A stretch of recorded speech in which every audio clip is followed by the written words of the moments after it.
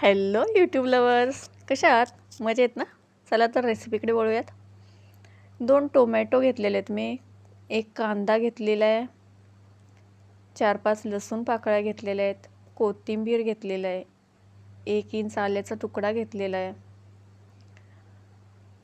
आणि त्याच्याबरोबर 1 वेलची घेतलेली आहे, 2 लवंगा घेतलेल्या आहेत, 1 इंच दालचिनीचा तुकडा घेतलेला आहे आणि 2 काळी मिरी आणि सगळं मिक्सरला बारीक करून घ्यायचं आहे.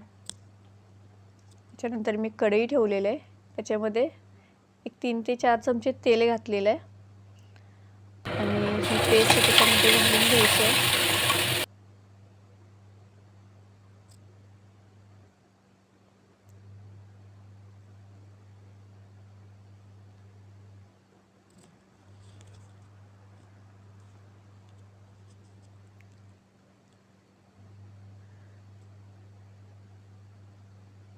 थोडीशी पेस्ट भाजली ना तेलामध्ये की त्याच्यामध्ये चवीनुसार मीठ टाकायचं आहे आणि मग त्याच्यामध्ये लाल तिखट टाकायचं आहे. मी इथं 2 चमचे लाल तिखट टाकते, तुम्ही तुमच्या आवडीनुसार टाकू शकता. पण जसं मी म्हटलं ना, गावाकडे ना थोडंसं तिखट जास्त घालतात लोक, म्हणून मी इथं थोडंसं जास्त घातले तिखट. आणि ही भाजी जरा तिखट असेल ना तरच त्याला एक झणझणीत असा गावरान ना चव येते. तर मी भाजी ते ग्रेव्ही झाकून एक 5 मिनटं शिजून देते आणि तोपर्यंत इकडे मी कढई ठेवलेली आहे आणि त्याच्यामध्ये 1 चमचा तेल घातलेलं आहे आणि मी काही भाज्या घेतल्यात, जसं शिमला मिरची थोडीशी घेतली, थोडासा कांदा घेतला आहे मोठा मोठा चिरून आणि 1 बटाटा घेतलेला आहे, कारण माझ्याकडे ना पनीर थोडंसं शिल्लक होतं. तर आणि या भाज्या होत्या तर मी थोडीशी क्वांटिटी वाढवण्यासाठी या भाज्या ॲड करते, पण खूप छान लागते या भाज्या ॲड केल्यानंतर. तुमच्याकडे असतील तर ॲड करा, नसेल तुमच्याकडे वाटाणा असेल हिरवा वाटाणा तरी तोही तुम्ही ॲड करू शकता त्याच्यामध्ये. आणि थोड्याशा भाज्या मी भाजून घेतलेल्या, त्याचा एक कच्चापणा जाईपर्यंत 1-2 मिनटं भाजायचे आहेत.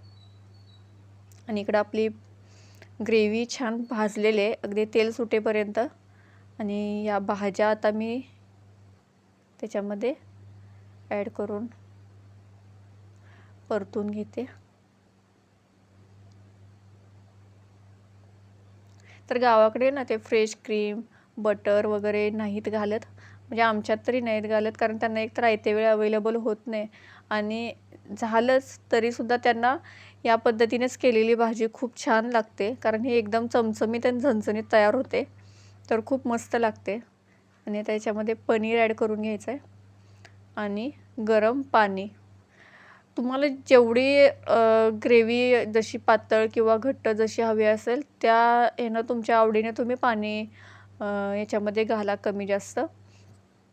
तर मला जास्त ग्रेव्ही नको होती म्हणून मी थोडंसं पाणी याच्यामध्ये घालते आणि नंतर ह्याच्यावरती झाकण ठेवून मस्त एक 3 ते 4 मिनटं वाफ काढून घ्यायचे. ज्या त्याच्यामध्ये भाज्या घातल्यात ना त्या शिजेपर्यंत वाफ काढून घ्यायचे.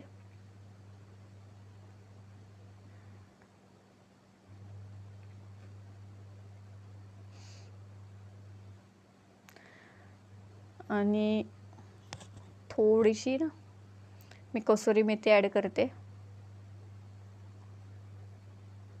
कसुरी मेथीची छान चव खूप छान लागते पनीरच्या भाजीमध्ये. तुमच्याकडे असेल तर नक्की घाला, नसेल तर काही हरकत नाही. माझ्याकडे तुम्ही कोथिंबीरही घालू शकता, माझ्याकडे कोथिंबीर नाही आहे तर मी नाही घालत आहे.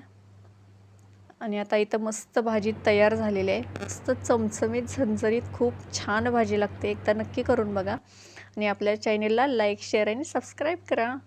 थँक्यू.